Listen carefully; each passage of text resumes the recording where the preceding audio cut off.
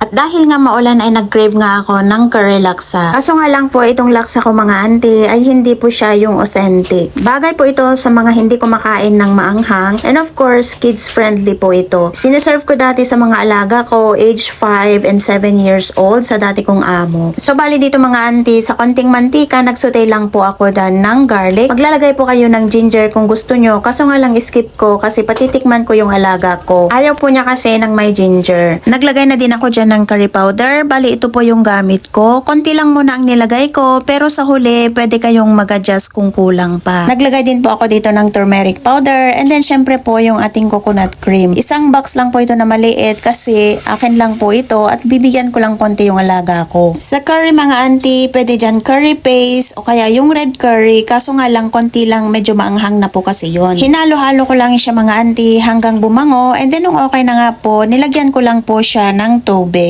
Kung meron kayong chicken broth, pwede naman po dito. At dahil naubusan nga ako ng chicken broth, chicken powder po ang ilalagay ko dito. And then maglalagay din ako ng konting patis para ma-deepen po yung flavor po niya. Hahayaan ko lang dyan po at papakuluan ko lang konti. Kasabay po niyan ay yung udon natin, i-blanch na po natin yan. Bali 1 minute ko lamang po yan na blanch. At babalikan na po natin yung ating soup base. Nilagay ko na po yung ating fried tofu. Wala kasi po ako ditong tofu puff. Bali ito, tira ko lang po yan nung isang araw mga auntie. And then yung seafood natin, bali ito blanch na po siya, shrimp and then squid lamang po yan. Lulutuin ko lamang yan saglit mga auntie. And then nung okay na, ilalagay ko na din po yung ating noodles. Bali papakuluan ko ulit ito ng 1 minuto kasi half cook lang po yung ginawa ko kanina. At dahil medyo natatabangan ako sa lasa, naglagay lang ako dyan ng salt and pepper. Dito na kayo mag-a-adjust ng curry powder kung gusto po pa ninyo, kung nakukulangan kayo. At nung okay na nga po, in-arrange ko na po siya sa bowl.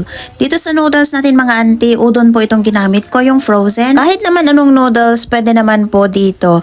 Done and serve. Follow for more.